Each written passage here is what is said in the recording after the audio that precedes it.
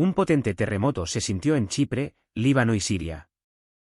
La ciudad eterna fue testigo de un evento imprevisto, un suceso que irrumpió en la rutina sin dar tregua, sin piedad para aquellos que quedaron atrapados en su radio de influencia.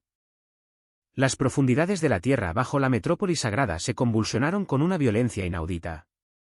El firmamento alteró su tonalidad, y luego, una calma tan densa se apoderó del ambiente que resultó más espantosa que la sacudida misma. No se trató de un mero registro sísmico, ni de una actividad geológica común. Lo que sucedió eligió un emplazamiento exacto, un suelo ancestral cargado de un simbolismo profético, ignorando las estructuras modernas a su alrededor. Los expertos guardaron silencio, las autoridades midieron cada vocal, y millones de personas alrededor del orbe comenzaron a formularse la misma pregunta: ¿por qué Jerusalén y por qué en este preciso instante?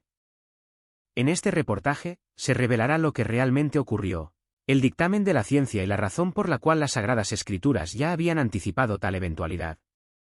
Permanezca hasta el final, pues esta señal podría estar anunciando el preludio de algo considerablemente mayor. ¿Alguna vez ha experimentado ese instante fulminante en el que todo aquello que consideraba permanente se desintegra ante sus propios ojos? Imagine la escena. Usted recorre caminos milenarios, senderos donde la propia humanidad ha inscrito sus episodios más trascendentales.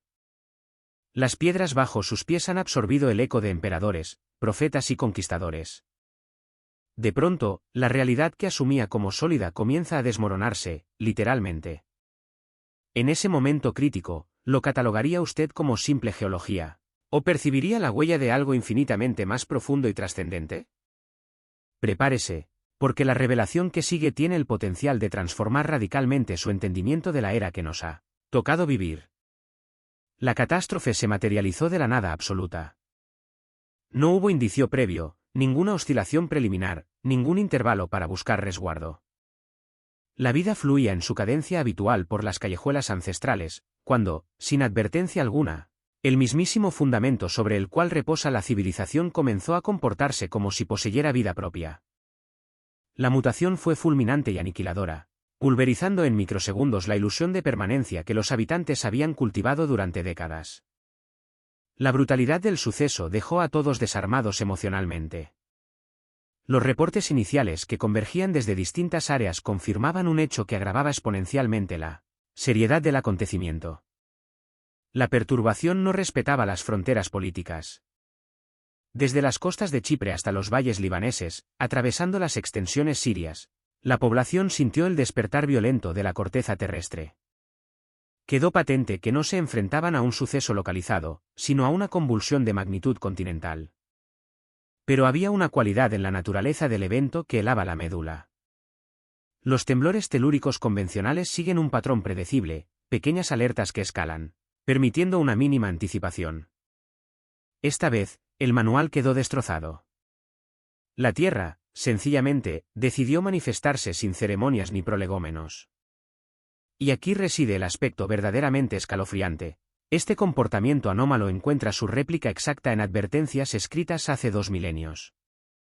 Las Sagradas Escrituras aluden a una destrucción que irrumpe cuando la humanidad se siente más segura de sí misma, proclamando tranquilidad y amparo, solo para ser alcanzada por la aniquilación sin clemencia. Así lo consigna la primera carta a los tesalonicenses, en su capítulo 5, versículo 3. El factor sorpresa fue absoluto, total y devastador.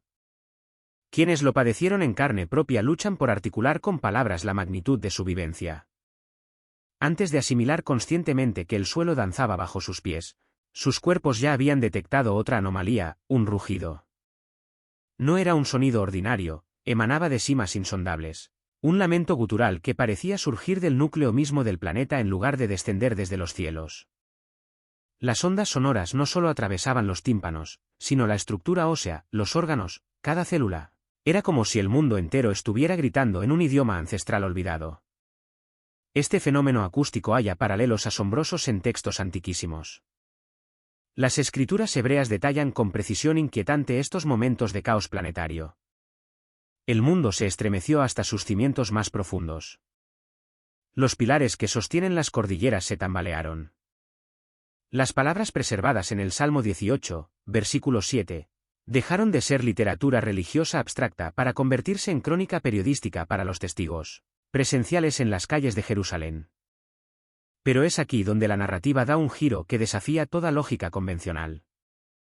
Lo que los habitantes de la urbe santa ignoraban en ese instante de terror era que este cataclismo constituía meramente el prólogo de una cadena de sucesos que pulverizarían las barreras entre lo posible y lo inconcebible, entre la ciencia y la profecía, entre el pasado y el porvenir. Mientras la convulsión se propagaba por el entramado urbano, se manifestó algo inexplicable, la sincronicidad. Diversas zonas de la ciudad, separadas por kilómetros, reaccionaron al unísono, como si una inteligencia invisible las estuviera dirigiendo. Los adoquines se levantaron simultáneamente. Las fortificaciones ancestrales se resquebrajaron en el mismo instante. Los cimientos que habían desafiado el transcurso de los siglos respondieron a una convocatoria oculta. No existió una propagación gradual del daño de un punto a otro, todo aconteció a la vez. El movimiento exhibía una cualidad casi coreografiada, como si las distintas capas geológicas que componen Jerusalén estuvieran enlazadas por hilos invisibles, todos ellos tensados por una única mano. Edificaciones que habían presenciado el ascenso y la caída de imperios, que habían sobrevivido a ejércitos y a conquistadores, se movieron al compás, como piezas de un rompecabezas cósmico. Esto demolió la arraigada creencia de que la longevidad equivale automáticamente a la invulnerabilidad.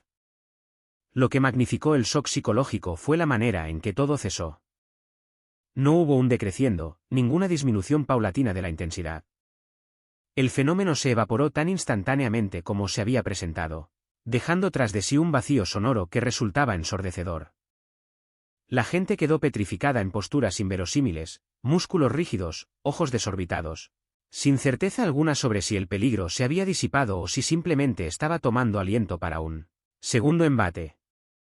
Esta quietud antinatural imposibilitaba procesar lo vivido, pues no ofrecía un cierre emocional. La certidumbre se desvaneció en cuestión de latidos. La ausencia de señales precursoras, el alcance geográfico masivo y la terminación abrupta se aunaron para grabar el evento en la memoria colectiva con hierro candente.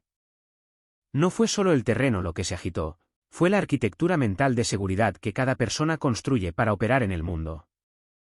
La ciudad eterna recibió un recordatorio brutal de cuán endebles son las convicciones cuando los propios cimientos del orbe deciden reescribir las normas, haciendo eco de verdades ancestrales que recorren las escrituras santas. Cuando aquello que soporta todo lo demás se mueve, absolutamente todo lo edificado sobre ello enfrenta su prueba definitiva. Permítame plantearle algo que quizás nunca haya sopesado con seriedad. ¿Cuánta fe deposita realmente en la solidez del mundo tangible? ¿En qué momento dejamos de cuestionar si las estructuras que nos rodean son verdaderamente tan inmutables como damos por sentado? Los habitantes de la ciudad sagrada poseían respuestas definitivas a estas cuestiones hasta aquel fatídico día.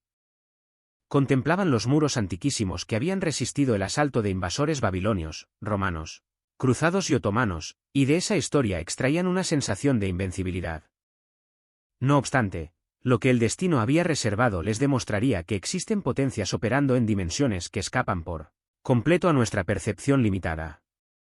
Conforme los equipos de evaluación empezaron a recopilar datos, el miedo experimentó una metamorfosis. Ya no era solo temor ante la destrucción física. Se transformó en algo más visceral al revelarse el punto exacto donde se concentró el daño. Las mediciones sismográficas y los relevamientos topográficos señalaban de forma inequívoca hacia un único sitio: la fractura tectónica que serpentea bajo el Monte de los Olivos, esa elevación al oriente de Jerusalén que trasciende su importancia geológica para erigirse como un símbolo espiritual de proporciones monumentales. Para innumerables observadores, esta correlación no podía ser desechada como una simple casualidad. El epicentro no vagó caprichosamente bajo el subsuelo urbano.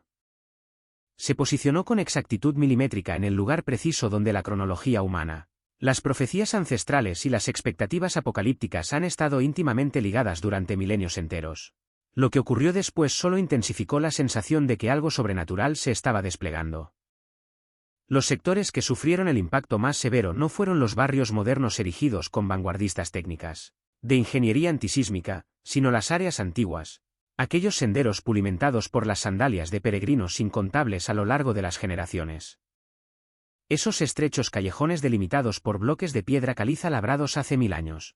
esos monumentos que funcionan como anclas de la memoria sagrada de Jerusalén. Las murallas se agrietaron precisamente donde las súplicas han resonado sin interrupción durante siglos. Los bloques pétreos se desplazaron en las ubicaciones donde los rollos sagrados han sido examinados, memorizados y transmitidos a través de 100 generaciones.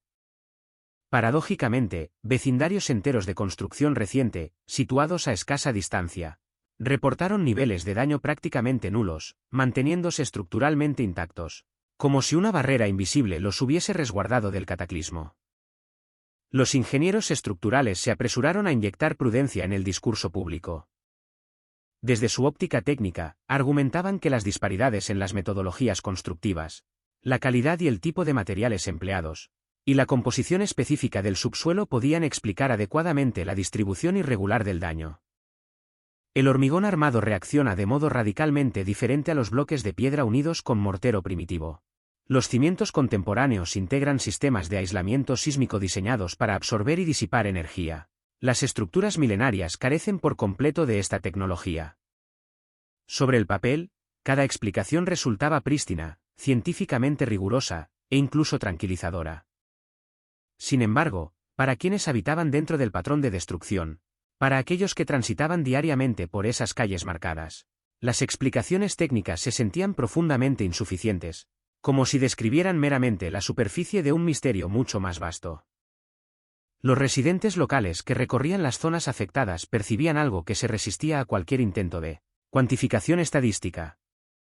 El trazado del impacto parecía seguir deliberadamente las zonas saturadas de densidad histórica y resonancia espiritual, mientras salvaba construcciones adyacentes pertenecientes a épocas completamente distintas. La devastación no se expandió en círculos concéntricos desde un foco, como dictan los manuales de sismología, siguió una ruta, y esa ruta, según susurraban voces cada vez más numerosas, poseía una cualidad que calaba hasta la médula: intencionalidad. No fue violencia indiscriminada en todas las direcciones, sino precisión, medida casi quirúrgica, como si un agente hubiera elegido minuciosamente qué tocar y qué preservar. Un habitante lo resumió de manera escalofriante: el terremoto sabía exactamente dónde estaba parado. La semántica empleada por los distintos grupos comenzó a divergir drásticamente. Los expertos científicos invocaban la noción de coincidencia estadística. Los lugareños hablaban abiertamente de selección deliberada. Otros simplemente enmudecieron, profundamente perturbados por la posibilidad de que esto excediera ampliamente la simple liberación de tensiones acumuladas en una falla geológica. Las escrituras ancestrales susurraban discretamente en el trasfondo de esas conversaciones inquietas, particularmente aquellos pasajes que describen ubicaciones geográficas específicas siendo sacudidas no como accidentes fortuitos, sino como señales codificadas. El profeta Zacarías no se limitó a metáforas vagas. Ancló su visión del cataclismo futuro en coordenadas precisas: el monte de los olivos se partirá por la mitad, especificando no solo la montaña, sino la dirección exacta del desgarro, de este a oeste, en un momento puntual del tiempo. La pregunta que comenzó a propagarse por la ciudad como un contagio no se gritaba en las plazas, sino que se transmitía en tonos casi reverenciales: ¿por qué este lugar por encima de todos los demás del planeta? ¿Por qué un terreno tan íntimamente ligado a profecías, oraciones y promesas divinas? Y quizás lo más inquietante de todo, ¿por qué precisamente ahora, en este instante particular de la historia humana, cuando las tensiones geopolíticas alcanzan umbrales críticos y las expectativas apocalípticas emergen silenciosamente del inconsciente colectivo, mientras la noche descendía sobre Jerusalén? Esa pregunta flotaba sobre la ciudad como un trueno que se niega a disiparse. Y créame, esto apenas comienza a desarrollarse. Para entender por qué la focalización en el Monte de los Olivos perturbó a tantos de manera tan profunda, debemos trascender por completo los mapas topográficos y las líneas de falla. Esta elevación no es un mero accidente geográfico situado al oriente de Jerusalén.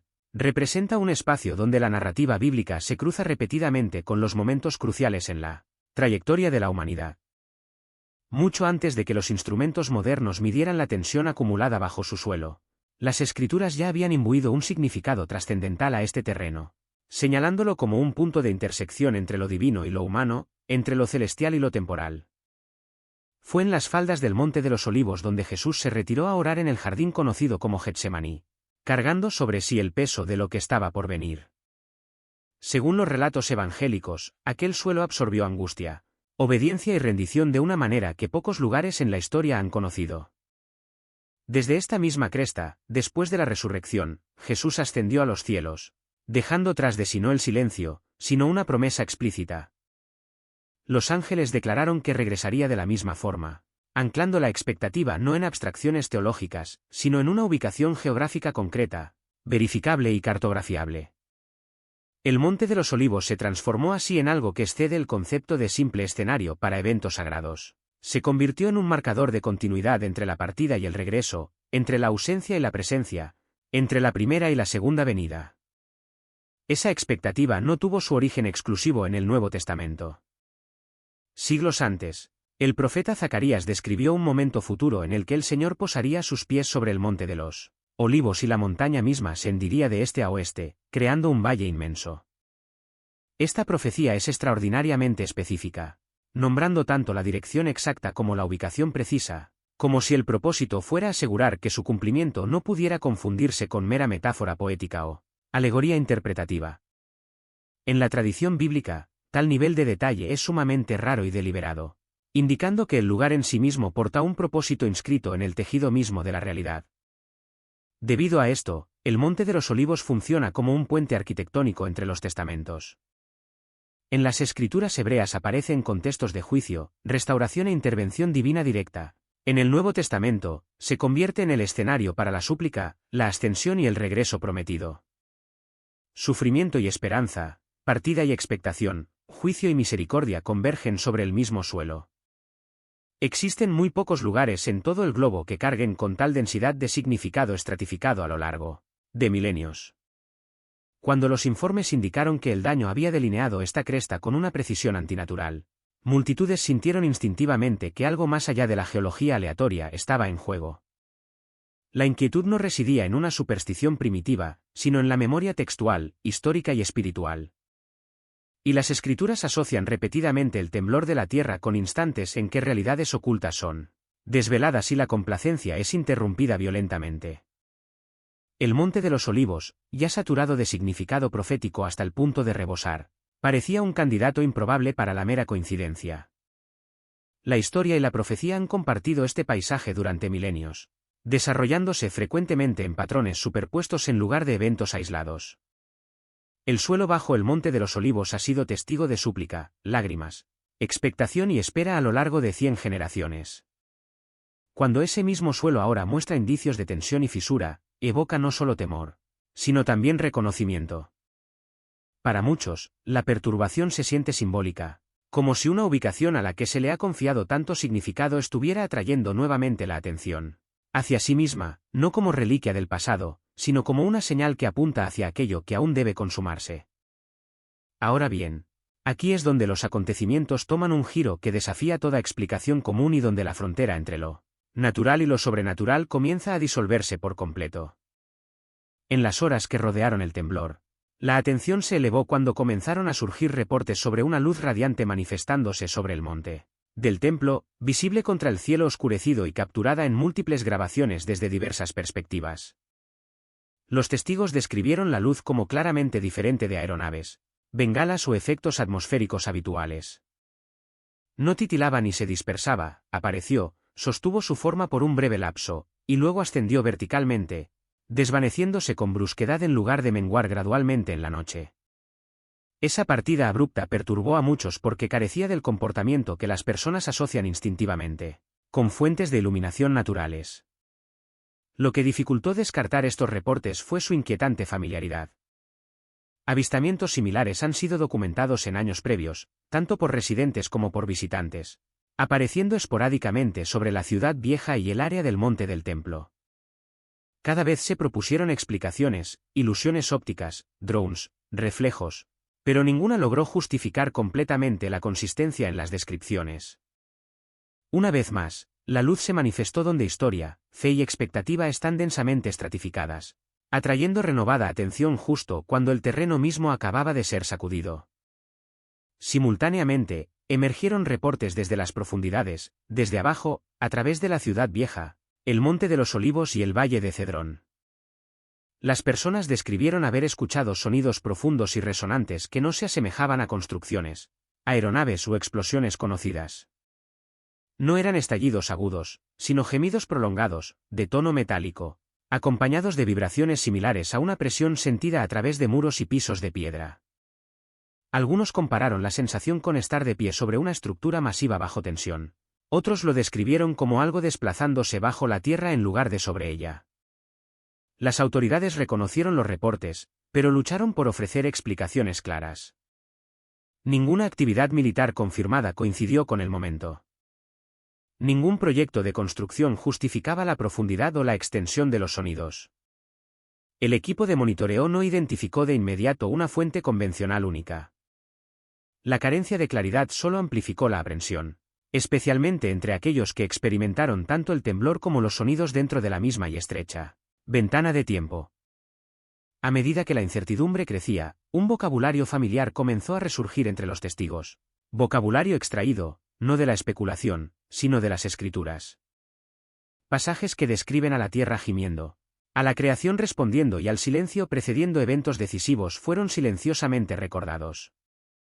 Para muchos, estas interpretaciones no eran declaraciones, sino reflexiones moldeadas por el reconocimiento de que Jerusalén rara vez ha sido simplemente una ciudad más, cuando las señales aparecen en el firmamento o sobre el suelo. En los textos bíblicos, sonido y luz frecuentemente acompañan transiciones, advertencias o revelaciones, no para abrumar, sino para despertar la atención. Lo que más perturbó a los observadores no fue un fenómeno singular, sino su convergencia. Luz arriba, sonido abajo y suelo agitado en el medio crearon una experiencia estratificada que resistía la fácil categorización, ya sea vista a través del prisma de la cautela científica o la memoria espiritual. Los sucesos presionaron la misma pregunta en la conciencia colectiva de la ciudad. ¿Son estas anomalías hechos aislados o fragmentos de un patrón mayor que aún se está gestando? Reflexione profundamente sobre esto. Cuando fenómenos inexplicables comienzan a acumularse uno sobre otro en el mismo espacio geográfico y temporal, ¿en qué punto dejamos de llamarlo coincidencia y empezamos a percibirlo como un mensaje? Los habitantes de Jerusalén se enfrentaban exactamente a este dilema existencial mientras intentaban asimilar lo que sus ojos habían presenciado y sus cuerpos habían sentido. Tras el cese del suelo, Jerusalén no retornó a la normalidad. En cambio, la ciudad ingresó en un intervalo singular que muchos describirían después como más inquietante que el propio temblor. Sobre el horizonte ancestral, una capa densa de nubes se fijó en su sitio, sin rodar con el viento ni formarse a partir de un frente de tormenta en avance, sino apareciendo casi estática, como si hubiera sido colocada allí deliberadamente por una mano invisible. El cielo no se agitaba ni amenazaba con lluvia, simplemente permanecía suspendido, inmóvil, observando. No hubo truenos, precipitación alguna, ni viento medible que explicara lo que sobrevino. Los meteorólogos notarían después la ausencia de los desencadenantes atmosféricos típicos. Sin embargo, para aquellos parados bajo el firmamento, las explicaciones técnicas se sintieron distantes e insuficientes. Lo que la gente notó primero fue la luz, o más precisamente, cómo comenzó a transformarse de manera antinatural. La luminosidad diurna no se extinguió naturalmente hacia el ocaso, como lo hacía durante miles de millones de años. En cambio, se adelgazó de forma desigual, drenándose hacia un gris antinatural que aplanaba el color y la profundidad de todo. Dentro de ese cielo menguante, algunos testigos reportaron puntos débiles de luz emergiendo sobre la ciudad. Pequeños resplandores constantes que no parpadeaban como aeronaves ni se dispersaban como reflejos. Se cernieron brevemente, apenas perceptibles al inicio, y luego parecieron ascender antes de extinguirse, dejando tras de sí más interrogantes que certezas. Las luces no dominaban el cielo, pero su presencia perturbaba a quienes las observaban precisamente porque no se comportaban como se esperaba. Conforme el cielo continuaba oscureciéndose, el aire mismo pareció alterar su composición. Muchos describieron una sensación de pesadez que no se confinaba a los pulmones, sino que presionaba a través de todo el cuerpo. La respiración se hizo más consciente, cada inhalación requería un esfuerzo deliberado. El movimiento se ralentizó sin instrucción alguna. Los sonidos se amortiguaron como si fueran absorbidos antes de poder viajar lejos. Los pasos ya no reverberaban igual a través de los callejones angostos. Las voces portaban menos ímpetu, apagándose antes de lo previsto. Incluso la actividad de rutina adoptó un ritmo medido, como si el entorno desalentara la prisa. Lo que hizo este momento particularmente inquietante fue la ausencia de pánico impulsado por el miedo. No hubo estampida, ninguna multitud corriendo, ningún ruido frenético. En su lugar, reinó una quietud absoluta. Las personas se detuvieron donde estaban, algunas mirando hacia arriba, otras permaneciendo en silencio, inseguras de por qué se sentían obligadas a hacer una pausa. La oscuridad no se percibió como violenta o amenazante como las tormentas o los apagones, se sintió expectante, reflexiva, como si la ciudad hubiera sido puesta en estado de suspensión en lugar de estar en peligro. El tiempo mismo pareció alterarse de una forma que desafiaba la física conocida. Los minutos transcurrían sin urgencia. Las conversaciones se volvieron más apagadas, o se detuvieron por completo. Las personas se hicieron conscientes de sus pensamientos de un modo que no lo habían estado momentos antes. Bajo ese firmamento, las suposiciones se sintieron frágiles, la confianza se desgastó, y el familiar sentido de control derivado de la vida diaria se debilitó, dejando preguntas en lugar de conclusiones. Las nubes no se movieron con premura ni se intensificaron hacia una tempestad. Se demoraron, manteniendo su posición sin escalada. Las luces débiles desaparecieron tan súbitamente como habían surgido. Finalmente, tan sutilmente como había llegado, la pesadez comenzó a ceder. La luz regresó sin espectáculo. El cielo reanudó sus patrones habituales. No obstante, el efecto quedó grabado en la memoria colectiva. Para muchos en Jerusalén, la placidez subsiguiente al temblor dejó una huella más honda que el sismo mismo. Se sintió menos como secuela y más como una pausa intencional, una interrupción deliberada que forzaba la introspección, dejando a la ciudad preguntándose si lo ocurrido fue meramente atmosférico o si el propio cielo había participado brevemente en algo destinado a ser notado antes de que la vida se precipitara de nuevo. Pero hay algo que usted debe comprender aquí, algo que los canales de comunicación convencionales jamás mencionarán. Este tipo de fenómenos atmosféricos, carentes de una explicación científica sólida, han sido documentados históricamente justo antes de eventos que alteraron el rumbo de civilizaciones enteras. Cuando el firmamento parece contener el aliento, la historia nos enseña que es imperativo prestar atención. Lo que más ha inquietado a los observadores no es ningún fenómeno aislado, sino la sincronía de su manifestación. El temblor no se produjo en un vacío histórico. Ocurrió a la sombra de lo que muchos estudiosos bíblicos identifican como el 70º ciclo del jubileo, un período tradicionalmente asociado con el reinicio, la restauración y el retorno de la tierra a su propósito original. En las Escrituras, el jubileo no es meramente ceremonial, marca instantes en los que la historia se pliega. Las deudas son liberadas, las fronteras se modifican y la propiedad se redefine.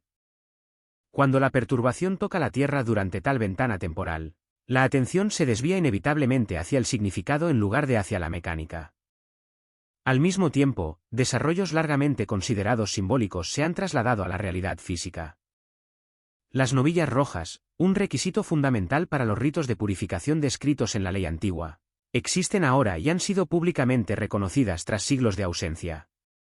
Su presencia, por sí sola, no indica cumplimiento, pero sí elimina una barrera que se mantuvo erigida durante casi 2000 años. Cuando requisitos previos que alguna vez se juzgaron imposibles caen silenciosamente en su sitio, el momento comienza a sentirse más intencional que accidental. Sobre la faz de la tierra, los cielos han atraído un escrutinio similar. Lunas de sangre que se alinearon con precisión con Purim en años consecutivos han reavivado la discusión en torno a patrones celestiales vinculados a momentos de liberación y amenaza en la historia de Israel. Purim conmemora la supervivencia frente a la aniquilación, un escape agónico grabado en la memoria nacional. Observar eclipses lunares reflejando esa colocación calendárica de forma consecutiva ha provocado reflexión, no porque los eclipses sean raros, sino por la singularidad de la alineación. En la tradición bíblica, la luna suele estar vinculada a la historia de Israel, reflejando luz durante la oscuridad en lugar de producir la propia. Mirando hacia el futuro, se programan eclipses solares para cruzar regiones europeas cargadas de significado histórico, tierras marcadas por el exilio, la expulsión y legados no resueltos. Las escrituras a menudo diferencian entre las señales ligadas a la luna y las ligadas al sol, asociando la primera con Israel y la segunda con las naciones. La convergencia de ambas en un lapso de tiempo comprimido ha intensificado la sensación de que el cielo mismo está marcando estaciones en lugar de eventos aislados. Lo que destaca no es el espectáculo en sí, sino la acumulación. Estos elementos, ciclos de jubileo, preparación ritual, señales lunares, trayectorias solares, no están apareciendo con años de separación, se están apilando. Cada uno por sí solo podría ser desestimado como coincidencia. Juntos, sugieren un impulso, patrones que se configuran con mayor rapidez, brechas que se cierran, ventanas que se estrechan.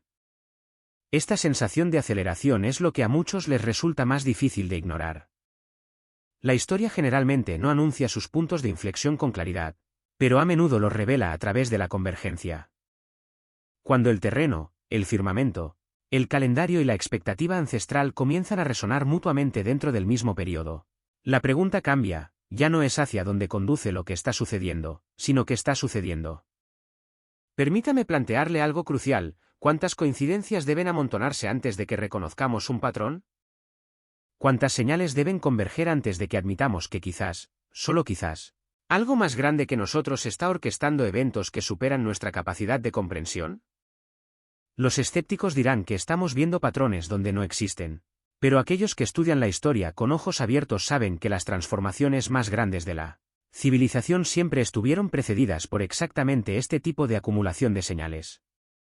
Mucho antes de que los instrumentos modernos delinearan las fallas bajo Jerusalén, el propio suelo ya había registrado su testimonio.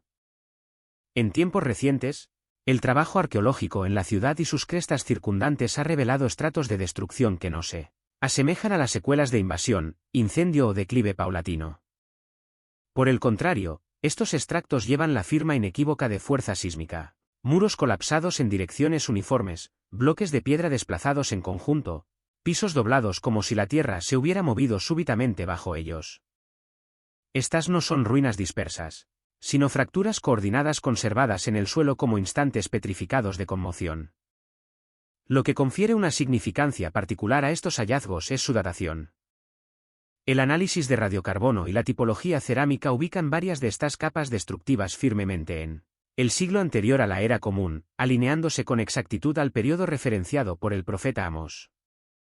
Amós inicia su mensaje anclándolo 2 años antes de un gran terremoto, un detalle que sugiere que el evento fue tan severo que se convirtió en un punto de referencia nacional. Posteriormente, el profeta Zacarías asumió que su audiencia todavía recordaba aquel terremoto siglos después, usándolo como comparación para un momento futuro de intervención divina. La arqueología ahora confirma que esto no fue una metáfora, sino una memoria grabada en roca y polvo. Bajo el propio Monte de los Olivos, los estudios subsuperficiales han identificado formaciones de falla consistentes con actividad sísmica a gran escala que corre de este a oeste.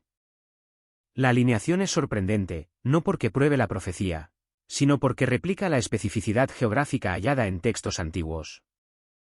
Zacarías no habla abstractamente de un temblor, nombra una montaña, una dirección y una transformación. Cuando los escaneos modernos revelan una falla exactamente donde los escritores antiguos situaron la expectativa, la coincidencia se vuelve más difícil de atribuir al azar puro. A esta convergencia se suman inscripciones y textos fragmentarios descubiertos cerca del perímetro sagrado de Jerusalén. Algunos de estos escritos toman la forma de súplicas en lugar de proclamaciones, expresando un anhelo de presencia e intervención divina asociado a la montaña oriental. El lenguaje es anticipatorio, no retrospectivo. No registra cumplimiento, sino esperanza grabada en piedra y preservada bajo tierra, aguardando en lugar de declarar. Los eruditos señalan que estos textos son anteriores a marcos teológicos posteriores, lo que sugiere que la expectativa que expresan no fue impuesta a posteriori, sino incrustada tempranamente en la cosmovisión de la comunidad. Esto es importante porque redefine la comprensión de la profecía. En lugar de especulación remota, estos escritos exponen a una población que observa activamente, espera y orienta su esperanza en torno a ubicaciones y eventos específicos. La noción de Dios de pie sobre la montaña oriental no fue una invención tardía superpuesta a la historia. Fue una expectación transmitida a través de generaciones, reforzada por la memoria de conmociones pasadas. Cuando los temblores actuales perturban el mismo suelo que alguna vez se estremeció y fue recordado, los ecos ancestrales se fortalecen. El subsuelo de Jerusalén no solo contiene ruinas, sino recordatorios. Cada fisura redescubierta actúa como testimonio silencioso de que la historia ya ha temblado antes. Y cuando lo hizo, dejó tras de sí tanto devastación como significado. El pasado, enterrado por largo tiempo, ahora presiona hacia arriba de nuevo, preguntando si aquellas advertencias previas fueron meramente registradas o si estaban destinadas a preparar a las generaciones futuras para un momento en que el suelo volvería a hablar. Ahora, he aquí algo que alterará completamente su perspectiva sobre todo lo discutido hasta ahora. Lo que los arqueólogos han desenterrado recientemente no solo confirma relatos antiguos, sino que revela que nuestros antepasados conocían algo que hemos olvidado, que la propia Tierra funciona como un libro de registro, documentando no solo sucesos, sino advertencias para quienes vendrían después. A medida que el polvo se asienta y las preguntas se multiplican, las escrituras ofrecen un marco que resiste tanto la negación como la histeria. En la narrativa bíblica, el temblor rara vez se presenta como destrucción fortuita, es exposición. Revela lo que es estable y lo que solo parecía serlo. El libro de Hebreos habla con claridad de un temblor que elimina lo que es temporal para que permanezca aquello que no puede ser conmovido. El énfasis no está en la aniquilación, sino en la clarificación, no en el terror, sino en la verdad. Lo que los eventos recientes han puesto de manifiesto es cuán frágiles pueden ser hasta las estructuras en las que se ha depositado confianza durante mucho tiempo.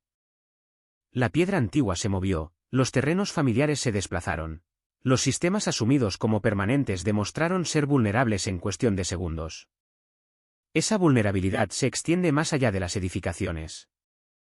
La confianza social, la estabilidad política y la certeza espiritual son probadas cuando el suelo que las sostiene deja de estar quieto. El temblor no engendra debilidad, la evidencia. Lo que perdura no es lo que parece más robusto, sino lo que está arraigado más profundamente. Por ello, la resiliencia se convierte en la medida real, no solo la física, sino la espiritual. Jerusalén, considerada por mucho tiempo el eje de la historia y la fe, ahora refleja una realidad más amplia. Lo que sucede allí rara vez se mantiene contenido. La ciudad actúa como un espejo, reflejando tensiones, fracturas y preguntas que ya están presentes en todo el mundo. Cuando Jerusalén tiembla, las naciones lo sienten, no solo a través de los titulares, sino a través del reconocimiento silencioso de que la inestabilidad ya no es remota ni teórica. Debido a esto, la interrogante central comienza a transformarse. En lugar de preguntar, ¿es este el final?, emerge una cuestión más punzante, ¿estamos preparados? Las escrituras consistentemente cambian el enfoque de predecir cronologías a examinar cimientos. El mismo Jesús previno contra el pánico, instando a la vigilancia en su lugar. Conciencia sin temor, urgencia sin caos, preparación sin obsesión. Esa preparación implica discernimiento, aprender a distinguir entre el ruido y la señal. Implica arrepentimiento, no como un acto dramático, sino como una realineación, un alejamiento de la falsa seguridad y la confianza mal depositada. E implica vigilancia, no mirando ansiosamente al cielo, sino viviendo con claridad, integridad y humildad en el momento presente. El temblor no está destinado a paralizar, sino a despertar. Jerusalén ha soportado innumerables conmociones a lo largo de su historia. Los imperios surgieron y cayeron en torno a sus muros. Sin embargo, cada episodio de temblor trajo consigo una lección para quienes estaban dispuestos a escuchar. La pregunta que las escrituras imponen es sencilla, pero profunda: cuando los cimientos se desplazan, ¿qué permanece firme? La fe cimentada en el hábito puede flaquear, la identidad ligada a estructuras puede colapsar, pero aquello que está fundamentado en la verdad perdura a través de cualquier borrasca. A medida que los acontecimientos continúan revelándose, la invitación no es a temer, sino a reflexionar, no a especular sin fin, sino a examinar con honestidad. Porque si el temblor expone lo que es efímero, también revela lo que puede perdurar. Y en ese descubrimiento yace no solo la supervivencia, sino la transformación. Pero aguarde, porque lo que estoy a punto de desvelar le unirá cada pieza de este enigma de una manera que le dejará sin aliento. Los sucesos que hemos analizado no son capítulos separados. Son versículos de una única narrativa que se ha estado escribiendo durante milenios. Manos alzadas al cielo lloraban mientras sentían el sonido vibrar a través de sus cuerpos. Otros afirmaron que una voz descendía del firmamento, una voz que parecía viajar a través de la piedra y el aire por igual. El instante duró apenas unos segundos, Pero para quienes lo escucharon, pareció eterno. Como si el tiempo mismo se hubiera detenido para permitir que el mensaje penetrara hasta la médula de sus huesos. Los científicos reaccionaron rápidamente con sus interpretaciones racionales. Las estaciones meteorológicas en todo Israel registraron cielos despejados, sin truenos, sin movimiento sísmico y sin rastro de una fuente acústica identificable. Los expertos no encontraron explicación alguna que satisficiera los protocolos científicos. Sin embargo, para los creyentes situados frente a los muros antiguos, no hacía falta ninguna explicación.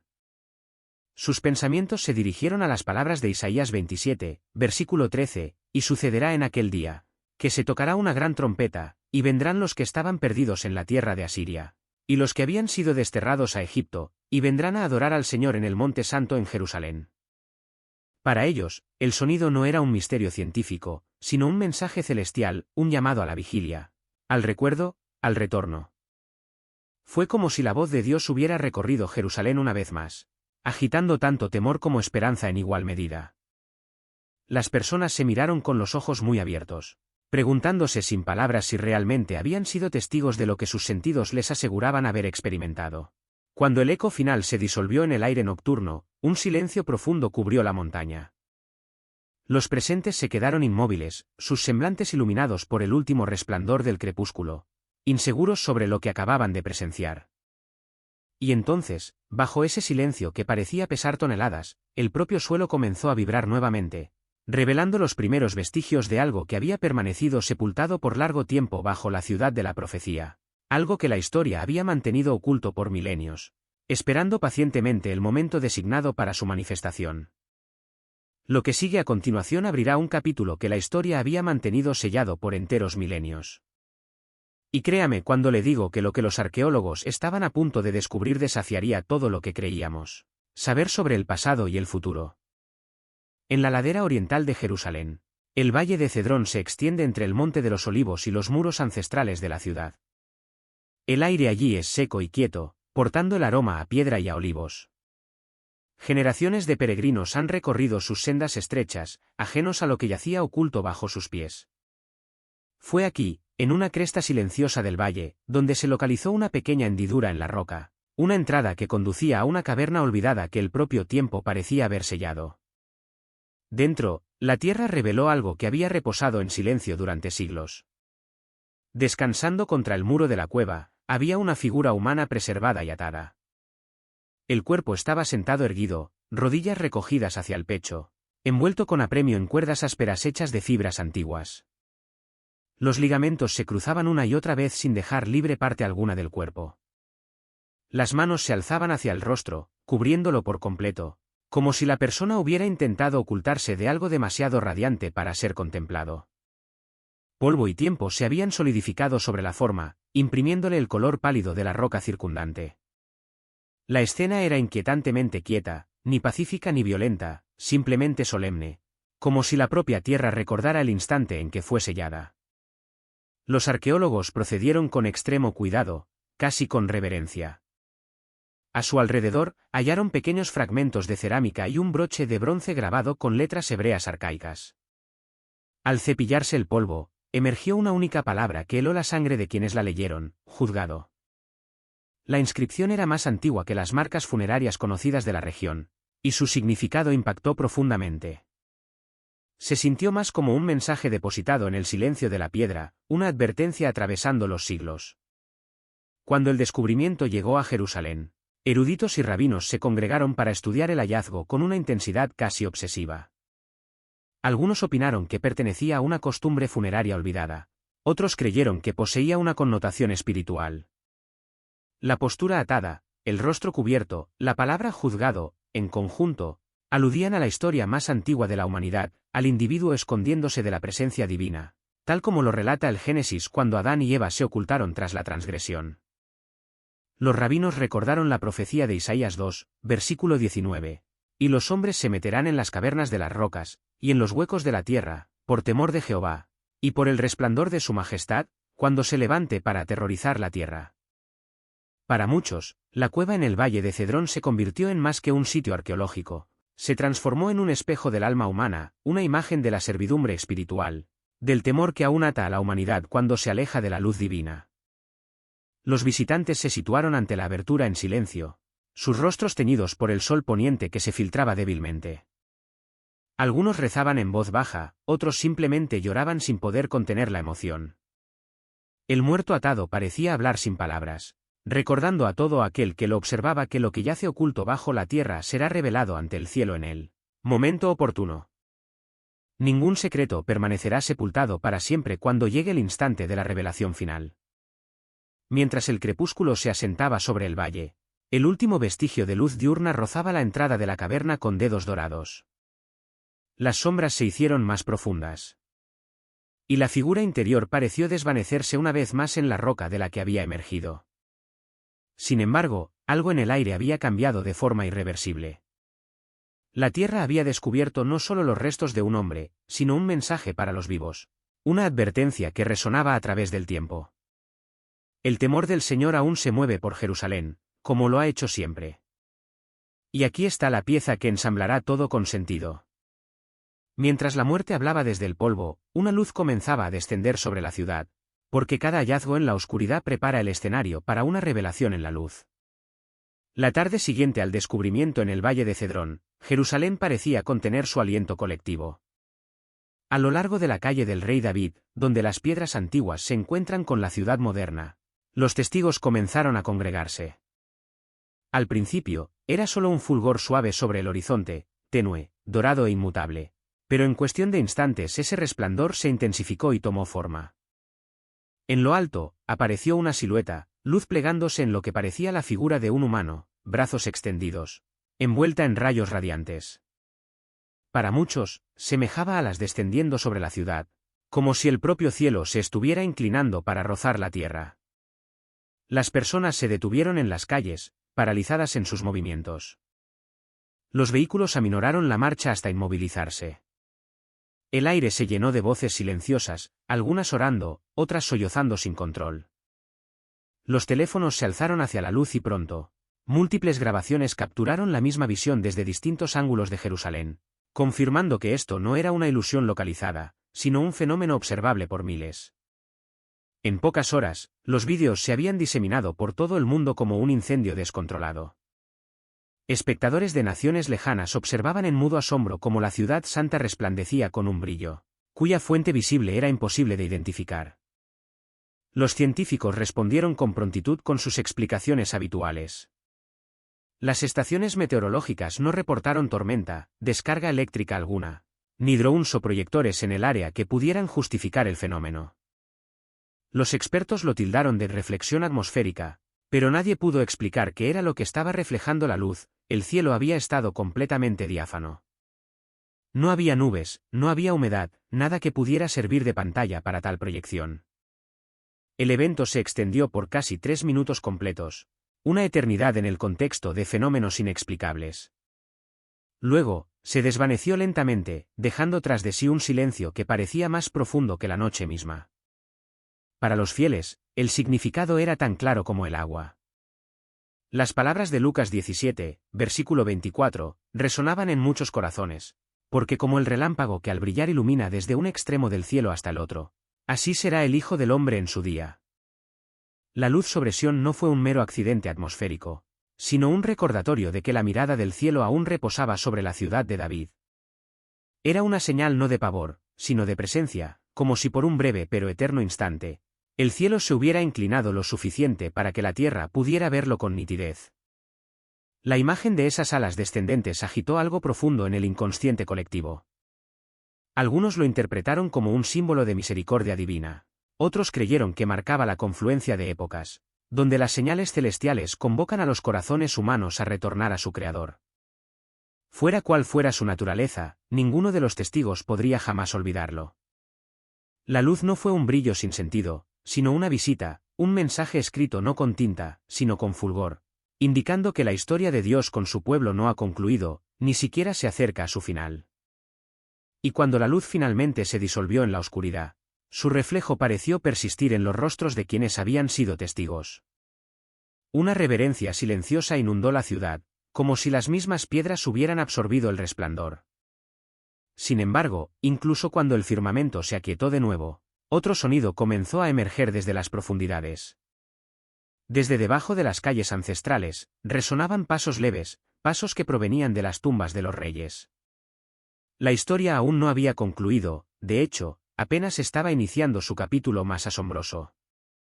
Bajo la ladera sur de Jerusalén, donde la ciudad de David se talla en roca sólida, se extiende una red de túneles antiguos y cámaras silentes que han custodiado secretos durante milenios.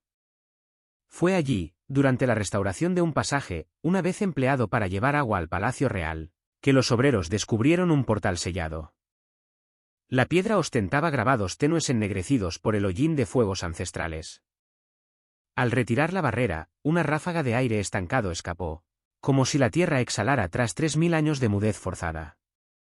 Dentro, hallaron una cámara distinta a cualquier otra descubierta antes. Las paredes exhibían inscripciones en hebreo primitivo, y a través del piso yacían fragmentos de cerámica estampados con sellos reales de la casa de David. Cerca del muro posterior, un cetro de marfil quebrado reposaba en el polvo, emblema de la realeza. Pero en el centro se encontraba algo aún más extraño, un cofre de piedra sin marcas, oscurecido por ceniza. Polvo de oro brillaba débilmente alrededor de su base, y en las fisuras de la tapa había rastros de lino calcinado, como si un fuego sagrado hubiese ardido sobre él. Los eruditos reconocieron la conexión de inmediato. David reposó con sus padres, y fue sepultado en la ciudad de David, se lee en Primero de Reyes 2, versículo 10. Sin embargo, esta tumba no contenía huesos, ni corona, ni cuerpo. Estaba vacía, como si hubiese sido dejada así deliberadamente. Un mensaje sellado en piedra, grabado en la ausencia en lugar de la presencia. La cámara parecía hablar de juicio y purificación, de algo santo que estuvo presente, pero ahora retirado, en espera. Cuando el hallazgo se hizo público, Jerusalén quedó sumida en un asombro silencioso. La trompeta había sonado, el valle había entregado a su muerto atado, y ahora la tumba del rey había hablado. El patrón era innegable, imposible de ignorar. Cielo, tierra y profecía, moviéndose como uno solo, como los engranajes de un reloj cósmico que finalmente había comenzado a marcar la hora designada. Pero incluso mientras el mundo se maravillaba ante el descubrimiento, comenzaron a circular rumores por la ciudad vieja. Sacerdotes e investigadores afirmaban haber rastreado una bóveda aún más profunda bajo el monte del templo, un espacio oculto que coincidía con los planos bíblicos de Primero de Crónicas. Los escaneos subterráneos insinuaban una cámara abovedada bajo la superficie, emitiendo una débil resonancia metálica. Algunos especularon que sus dimensiones se correspondían con el Santo de los Santos, el lugar más sagrado del antiguo templo. No obstante, el sitio permaneció sellado, intacto por milenios. Las autoridades gubernamentales restringieron rápidamente el acceso citando motivos de preservación, sin emitir comentarios adicionales. El silencio solo profundizó la sensación de misterio entre los fieles. La conexión era inmediata. Apocalipsis 11, versículo 19, declaraba claramente, y el templo de Dios fue abierto en el cielo, y el arca de su pacto se vio en su templo. ¿Podrían el despertar de la tumba real y el redescubrimiento de una bóveda sellada bajo la montaña ser más que una mera coincidencia? Para muchos, se sintió como si ambos fueran parte de una única historia, el eco del primer rey preparando el camino para el retorno del rey final. El oro sobre el cofre de piedra, el polvo áureo, la cámara sellada abajo, todo apuntaba a una narrativa divina escrita no con tinta, sino en tierra y luz. Si fuera cierto, marcaría no solo una maravilla arqueológica, sino una revelación espiritual, el resurgimiento del trono de misericordia y juicio. El arca, que se desvaneció en el misterio, regresaría un día como testimonio antes del final, oculta antes del diluvio, revelada antes del fuego. Las piedras de Sión, silentes por tanto tiempo, parecían clamar una vez más, atestiguando que la historia misma estaba despertando. Al caer la tarde, una quietud extraña se posó sobre la ciudad de David. Los túneles inferiores brillaban débilmente bajo las luces de los arqueólogos, mientras arriba el viento se movía suavemente entre los olivos. La gente hablaba en tonos contenidos, como si fueran conscientes de que algo sagrado estaba próximo. Y aunque la entrada a la cámara fue nuevamente sellada, muchos creían que la historia bajo Jerusalén no había terminado, que el mismo Dios que una vez habló desde el arca hablaría pronto de nuevo. La tierra había ofrecido su testimonio, y ahora los cielos se aprestaban a responder. Porque lo que viene después no es solo arqueología, es Apocalipsis. Comenzó sin ningún preaviso. En la tarde avanzada, mientras las campanas tañían y las oraciones resonaban por la ciudad vieja, el cielo sobre Jerusalén se oscureció de forma dramática. Las nubes se agruparon en capas sobre las colinas de Sión, hinchándose con color y movimiento. En cuestión de minutos, la lluvia cayó en aguaceros torrenciales, cortinas de agua barriendo los estrechos callejones, las calles de piedra caliza, los mercados del barrio judío, los escalones cercanos al muro de las Lamentaciones y los caminos alrededor del Monte de los Olivos, convirtiéndolos en ríos caudalosos. Los devotos corrieron en busca de refugio, apiñándose en sinagogas, iglesias y hogares. Algunos permanecieron en las puertas observando en silencio cómo la ciudad parecía lavarse a sí misma.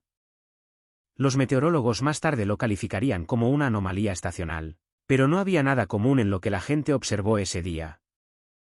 Las nubes no destellaban con relámpagos como en una tormenta normal. En su lugar, arcos de luz plateada y azul brillaban a través de ellas, como si la electricidad se hubiese detenido en el aire. El cielo resplandecía, vibraba, pero permanecía estático, luz suspendida sin caer. No era una tormenta de destrucción, sino de asombro. Y aquellos que se situaron en medio de ella sintieron más que lluvia en sus rostros, sintieron el peso del recuerdo, la presencia de algo eterno tocando lo temporal. A medida que el agua fluía por las calles, arrastraba polvo del monte del templo y tierra de la ciudad de David hacia los valles inferiores. Muchos vieron en esto un significado, como si la tierra estuviera siendo limpiada. El diluvio parecía fluir a través de la historia, tocando lugares donde reyes habían dominado. Profetas habían llorado y el Hijo de Dios había transitado. Algunos aseguraron que era solo clima, otros lo interpretaron como un bautismo, una señal de que la ciudad estaba siendo purificada en preparación para algo mayor que cualquier cosa presenciada anteriormente. El versículo de Génesis 9, versículo 13, regresó a muchos corazones: pondré mi arco en el cielo, y será por señal del pacto entre mí y la tierra. Aunque no apareció ningún arco iris, los arcos de luz sobre Jerusalén portaban la misma promesa. El pacto seguía en vigor. La lluvia que cubrió las piedras de Sión era castigo, sino profecía, un recordatorio de que la misericordia sigue al juicio y la limpieza sigue al fuego. Durante horas, la tormenta se desbordó incesantemente. El sonido del agua precipitándose se mezcló con los cánticos de oración que emergían de cada vecindario. Judíos y cristianos por igual hablaban del mismo sentimiento, que los cielos estaban hablando nuevamente, llamando a la ciudad a recordar su pacto. Cuando la lluvia finalmente amainó, charcos de agua reflejaron la luz tenue del ocaso, transformando cada calle en un espejo. La gente salió lentamente, sus ropas empapadas, sus rostros elevados hacia el firmamento. No había truenos, ni pavor, solo reverencia. Los ancianos susurraban que nunca habían visto llover de esa manera. Los niños reían mientras salpicaban en el agua, ajenos a la solemne belleza que los rodeaba. El aire olía a piedra mojada, a mirra y a renovación. Por un momento, toda la ciudad pareció respirar como una sola entidad, limpia, callada, viva. Entonces llegó el silencio posterior a la inundación. El cielo se despejó, dejando una bruma suave sobre las colinas. Las aguas comenzaron a drenar, y bajo la calma, un temblor más profundo se agitó. Bajo la tierra empapada, otro valle se estaba abriendo, el lugar antiguamente conocido como el Valle del Juicio, donde los profetas habían hablado de naciones reunidas y destinos sellados. Jerusalén había sido lavada, el pacto recordado y los cielos habían enviado su señal. Pero la historia no había finalizado. La tierra también se preparaba para hablar una vez más. Y lo que tenía que decir haría temblar los propios cimientos de la realidad tal como la conocemos. Al suroeste de la ciudad vieja, donde los muros de Jerusalén ceden paso a escarpados acantilados y terrazas de piedra, se encuentra un lugar tanto temido como olvidado, el Valle de Hinnom. Es un barranco silencioso ahora, flanqueado por olivos y sombreado por los gritos distantes de las aves. Los turistas recorren sus senderos, ignorando que bajo sus pasos ardieron una vez fuegos que jamás se extinguieron. Este fue el Valle del Sacrificio, el sitio donde reyes antiguos dieron la espalda a Dios y donde los ídolos se alimentaron con vidas infantiles. Los profetas lo denominaron Tofet, una palabra que aún hoy tiembla con dolor y horror. Fue allí, durante una inspección posterior a la gran tormenta, donde un equipo de arqueólogos desenterró varios fragmentos de urnas cerca de una terraza colapsada. El suelo era oscuro, casi negro, con el hedor a ceniza antigua.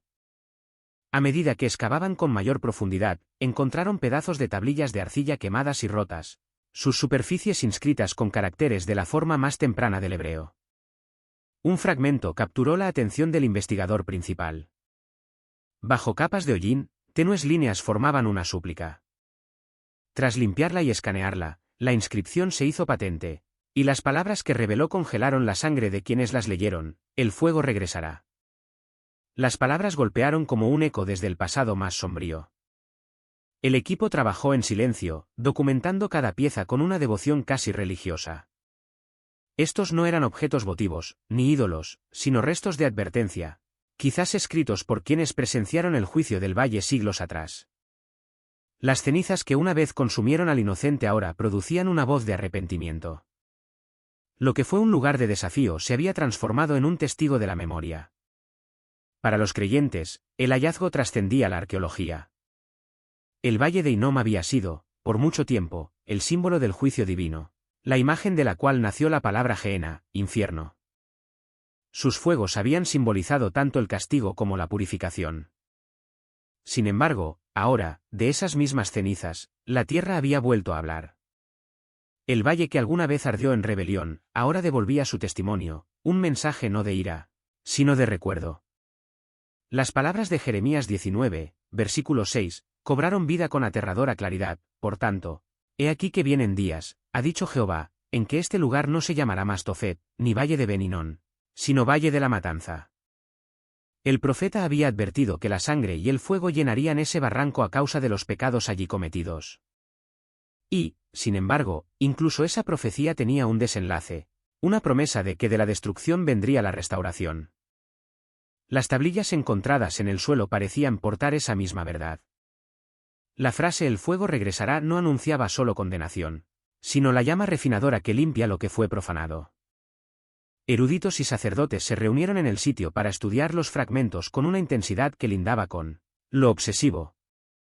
Algunos creyeron que formaban parte de un registro del templo escrito durante las reformas del rey Josías. Otros los vieron como textos proféticos ocultos antes del exilio babilónico. Independientemente de su origen, el mensaje era innegable: el suelo de Jerusalén aún conserva memoria. La tierra recuerda el pecado incluso cuando los hombres lo olvidan. Cada tormenta, cada temblor, cada señal descubierta en los últimos días parecía converger en esta verdad: lo físico y lo espiritual no están separados, sino entrelazados bajo el suelo de Sión. Mientras el sol se ocultaba tras las colinas, la luz dorada se derramaba por el valle. Las urnas y fragmentos resplandecían débilmente, las letras antiguas brillando como si estuvieran vivas. Los arqueólogos guardaron silencio. Algunos refirieron sentir calor emanando del suelo, a pesar de que el aire estaba frío. Era como si el valle mismo estuviera respirando de nuevo, no en maldición, sino en confesión. Para la gente de Jerusalén, el hallazgo conllevaba tanto temor como esperanza. El valle, antes sinónimo de muerte, había proferido un mensaje de advertencia, sí, pero también de misericordia. El fuego puede retornar, pero no es enviado para aniquilar a los fieles, viene a purificar, a preparar el mundo para lo que está por venir. En esa perspectiva, el Valle de Hinnom ya no era una herida abierta, sino un testigo mudo de que la justicia y la misericordia convergen en el mismo lugar. Y mientras la noche caía sobre la ciudad, truenos murmuraban a lo lejos hacia el este, resonando a través de las colinas como el latido del corazón del planeta. Las señales de la trompeta, la inundación, la tumba y el fuego parecían ahora dirigirse hacia un propósito único, ganando fuerza como una marea ascendente. Algo invisible las estaba cohesionando, una convergencia escrita antes del inicio del tiempo. Desde la primera vibración de la trompeta hasta el estremecimiento del suelo, desde la luz sobre Sión hasta el fuego en el valle, cada suceso había parecido aislado al principio. Una extraña secuencia de señales a través de la tierra de Jerusalén. Sin embargo, a medida que los días se convertían en semanas, un patrón comenzó a emerger con una claridad imposible de ignorar: trompeta, muerto, luz, tumba, arca, inundación, fuego. Cada fenómeno, estuviera en el cielo o bajo tierra, hablaba el mismo lenguaje. Ya no eran instantes separados, sino hilos de un mismo tapiz divino. El cielo y la tierra se movían conjuntamente, respondiéndose mutuamente en un ritmo profético, desplegándose no en palabras, sino en la creación misma. Los sonidos en el aire, las aguas en las calles, el descubrimiento de huesos y reliquias. Todo esto conformaba una única voz unificada, como declara Romanos 8, versículo 22. Sabemos que toda la creación gime a una, y aún está con dolores de parto. La tierra no se estaba extinguiendo, estaba alumbrando algo enteramente nuevo. El estruendo de las montañas, las tormentas sobre la ciudad y el fuego que ascendía de las cenizas no eran caos sin sentido, sino un testimonio orquestado. Los cielos hablaban y el suelo respondía en perfecta armonía. Los científicos buscaban correlaciones en el clima, la geología y la casualidad, pero sus instrumentos no podían medir el pulso de la profecía que latía bajo los datos. Algo más grande se agitaba bajo las cifras y los gráficos. La trompeta había sonado llamando a las naciones a despertar de su letargo. El muerto atado en el valle había surgido como símbolo de recuerdo y advertencia. La luz sobre la torre de Sión había descendido como un signo de misericordia divina. La tumba del rey había sido expuesta para hablar de juicio y renovación simultáneos. El rumor del arca había recordado a los fieles que el pacto se mantiene firme a través de las edades. La inundación había purificado las calles antiguas. El fuego había santificado la memoria del valle maldito. Y ahora, la convergencia había llegado finalmente. Jerusalén se encontraba de nuevo en el epicentro de la conversación entre el cielo y la tierra. Para aquellos que observaban con ojos espirituales, se hizo patente que el mundo entero estaba respondiendo a la orden divina. El cielo no resplandecía por azar. El suelo no se abría por deterioro natural. Las aguas no se levantaban solo por fluctuaciones climáticas. Todo se movía en perfecta concordancia, como si la mano del Creador estuviera dirigiendo una sinfonía final de revelación que había estado ensayándose durante milenios. El significado no estaba velado tras cortinas impenetrables. El cielo se mueve con intención, la tierra tiembla con propósito, y Jerusalén, el cronómetro eterno de la profecía, marca la hora designada. Las piedras, que alguna vez narraron la historia, ahora portaban una advertencia grabada en su propia esencia.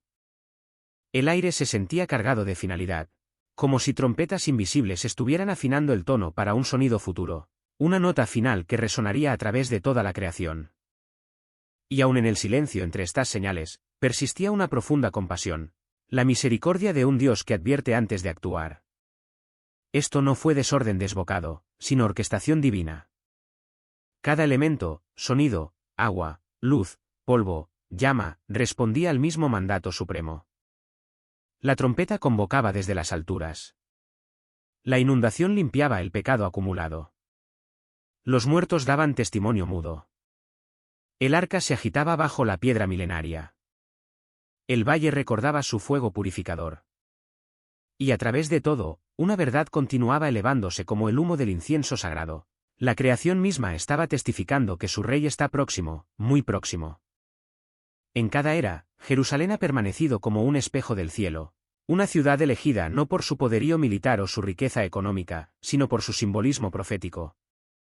Es el corazón vibrante de la profecía, el barómetro del tiempo divino, el punto de encuentro del juicio y la clemencia.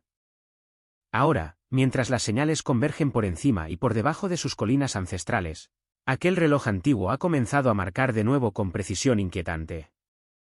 El sonido de su repique no es un terror paralizante, sino un despertar urgente, el recordatorio de que cada promesa escrita en las Escrituras se cumplirá hasta la última tilde.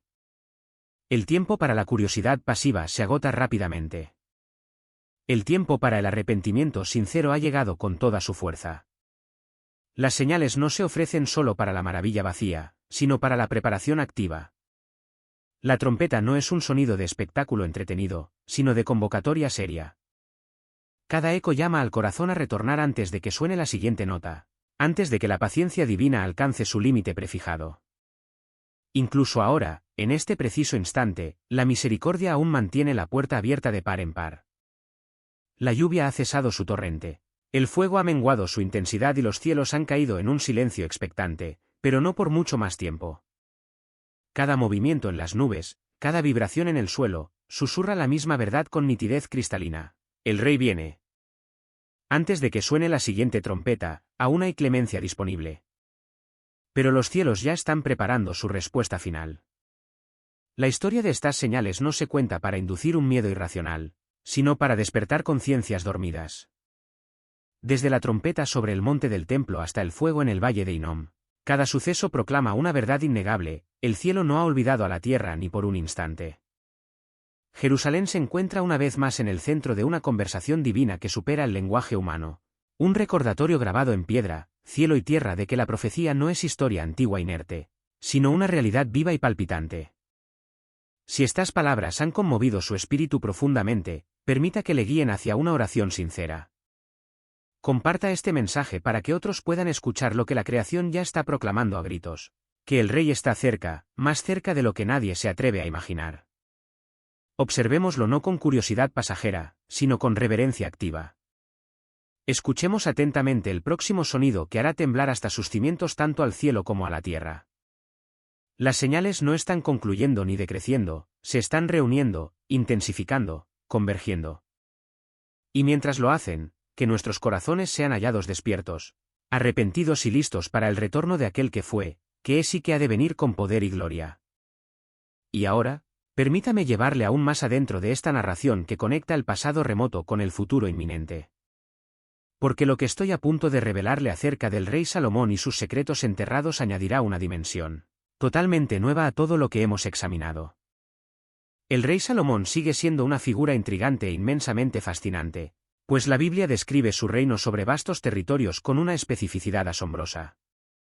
Durante muchos años, los historiadores debatieron acaloradamente la existencia misma de la tumba del rey Salomón, la cual se decía contenía una parte de su legendaria inmensa riqueza, ya que nadie que afirmara conocer su ubicación exacta fue capaz de localizarla con certeza. El rey Salomón perdura como una figura cautivadora, con la Biblia detallando su dominio sobre extensas regiones que abarcaban desde el Éufrates hasta Egipto. Sin embargo, un cambio significativo en los acontecimientos se produjo cuando un equipo de arqueólogos israelíes de la Universidad Hebrea de Jerusalén se embarcó en la excavación del templo perdido del rey David. En un giro sorpresivo que nadie anticipó, descubrieron el lugar de reposo final de su hijo, el rey Salomón. Este hallazgo sugiere que lo que creíamos saber sobre la ubicación y el contenido de la tumba podría haber sido fundamentalmente erróneo durante siglos. En este segmento, explicaremos con mayor detalle cada faceta de este monumental descubrimiento. Antes de sumergirnos por completo, compartamos información crucial sobre el rey Salomón que muchos desconocen. Salomón, también conocido como Jedidías, fue un monarca judío del antiguo Israel, hijo del rey David, a quien sucedió en el trono con gran pompa. Es reconocido como uno de los últimos gobernantes de un Israel y Judá unidos bajo una sola corona. Notablemente, Salomón erigió el primer templo en Jerusalén, dedicándolo enteramente a Yahvé o Dios, con una ceremonia que se extendió por varios días. Es célebre por su riqueza prodigiosa, que superó a la de todos los reyes de su tiempo, su sabiduría proverbial, que atraía visitantes de tierras lejanas, y su poder político, que se extendía por vastas comarcas. Se le considera uno de los 48 profetas judíos reconocidos. En el Nuevo Testamento, se le presenta como un sabio maestro, cuya perspicacia es finalmente eclipsada por la de Jesús de Nazaret, estableciendo un paralelo profético. El Corán también lo honra como un profeta musulmán importante, conocido como Suleimán. Además, fuera de los relatos bíblicos, Salomón es frecuentemente reconocido como un mago y exorcista asociado con diversos amuletos y textos de poder espiritual. El descubrimiento de la tumba del rey Salomón fue materializado por un equipo de científicos y arqueólogos, liderado por Elad Mazar de la Universidad Hebrea de Jerusalén, quienes realizaron el notable hallazgo en la ciudad de David. Esto sucedió tras el significativo descubrimiento arqueológico que la doctora Mazar realizó en 1986, cuando encontró una puerta monumental inicialmente fechada en el siglo IV a.C., situada aproximadamente 150 metros al norte de la ciudad de David, en la zona de Ofel. En esa etapa inicial, Mazar no poseía evidencia suficiente para vincular la puerta con el rey Salomón y optó prudentemente por no establecer tal conexión sin pruebas firmes. En 2009, ella regresó para excavar el sitio de Ofel una vez más, empleando tecnología más sofisticada.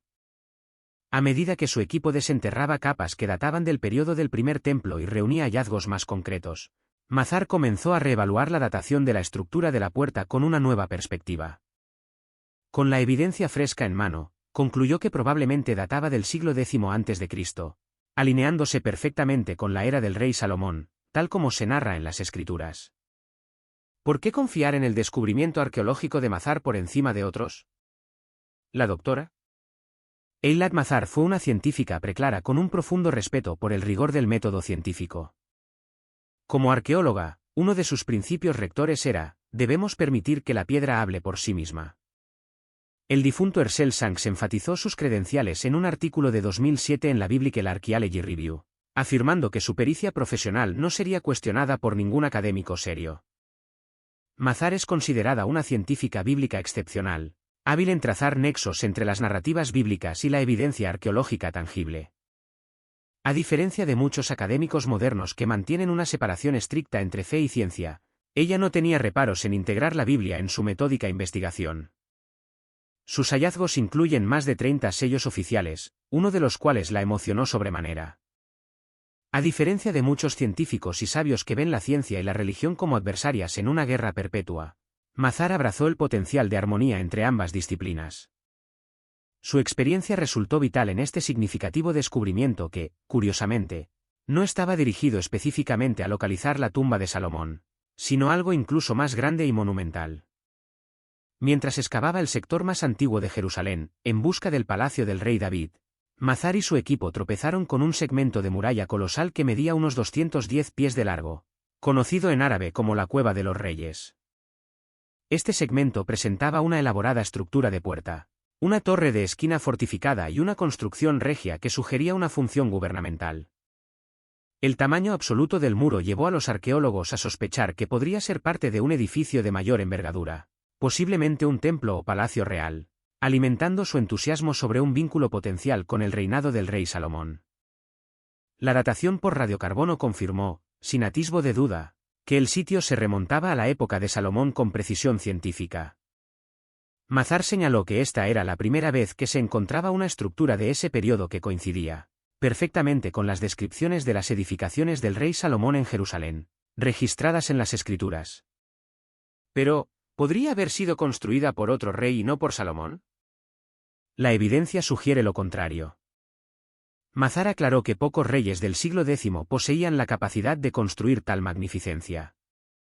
Principalmente David y Salomón contaban con los recursos, la mano de obra y la visión. Según la Biblia, el rey David, célebre por su épica batalla contra Goliat, fue el padre de Salomón y se le atribuye haber iniciado la construcción del primer templo en Jerusalén, sobre el monte del templo.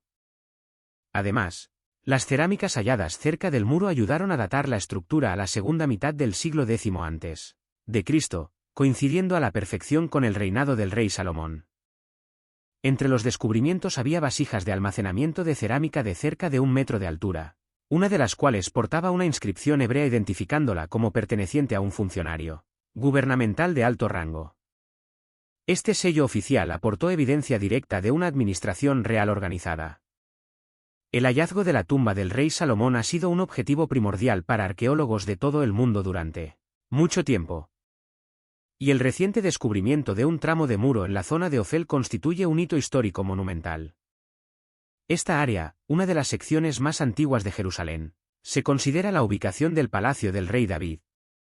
Este hallazgo significativo ha arrojado nueva luz sobre la historia de la zona, reforzando las tradiciones bíblicas que ubican al rey Salomón, el monarca legendario del antiguo Israel, en la ciudad de David con precisión histórica. Este descubrimiento es crucial, ya que respalda la descripción bíblica de Salomón como un soberano poderoso que presidía un reino vasto, contrarrestando las interpretaciones minimalistas que lo retratan meramente como un líder tribal insignificante, desprovisto de poder real. La ciudad de David, nombrada en honor al rey David, progenitor de Salomón, es considerada la parte más antigua de Jerusalén, situada justo al sur de la Jerusalén moderna. Se cree que es el asentamiento original donde David estableció su capital tras conquistar Jerusalén a los jebuseos en una batalla decisiva. Excavaciones exhaustivas en esta área han desvelado numerosas estructuras antiguas y artefactos que iluminan la historia temprana de Jerusalén con asombroso detalle. Conocida como la colina de Wadi. La ciudad de David es reconocida como el núcleo original de la antigua Jerusalén durante las edades del bronce y del hierro. Se sitúa en la porción sur de la cresta oriental de Jerusalén, flanqueada por el valle de Cedrón al este y el valle de Tiro-Peón al oeste, justo al sur del monte del templo, donde se erigió antaño el santuario sagrado. El sitio alberga vestigios de la Edad del Bronce Medio, incluyendo un sistema defensivo que rodea el manantial de Gión, la fuente vital de agua de la ciudad. Entre los hallazgos prominentes se encuentran la gran estructura de piedra y la estructura de piedra escalonada de la Edad del Hierro. Ambas han generado un debate académico continuo sobre su vinculación con el rey David o con periodos posteriores. Uno de los descubrimientos notables en la ciudad de David es el túnel de Siloé, también llamado túnel de Ezequías, construido para canalizar agua hacia la ciudad durante un asedio. Este túnel es un ejemplo de las avanzadas capacidades de ingeniería de los antiguos habitantes de Jerusalén. Aunque tradicionalmente se le atribuye a Ezequías, excavaciones recientes sugieren que el túnel podría ser más antiguo de lo que se pensaba. Además, se han desenterrado restos del período romano, como el estanque de Siloé y la vía escalonada, revelando capas históricas. Hoy en día, estas áreas excavadas forman parte del Parque Nacional de las Murallas de Jerusalén, administrado por la Autoridad de la Naturaleza y Parques de Israel y operado por la Fundación Ir David. El parque se ubica en Wadi Ilbe, adyacente al barrio palestino de Silvan, en Jerusalén Oriental, colindando con un asentamiento israelí, lo que genera una zona de complejidad arqueológica y política.